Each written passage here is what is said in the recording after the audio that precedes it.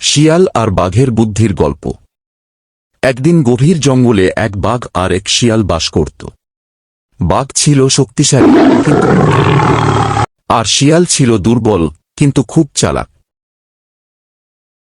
একদিন বাঘ খুব ক্ষুধার্ত হয়ে পড়ল।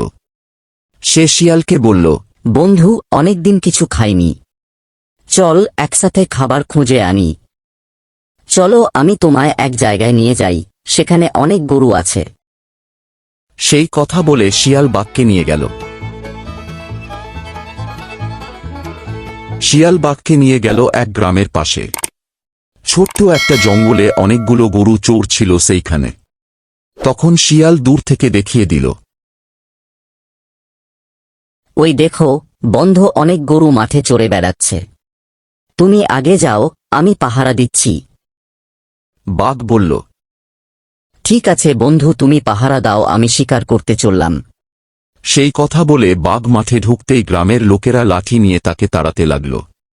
বাঘ মার খেয়ে কোনোভাবে পালিয়ে এলো। তখন শিয়াল বলল, আমি না বলেছিলাম সাবধানে যেতে? আমি তো পাহারা দিচ্ছিলাম। বাঘ কিছু বলতে পারল না।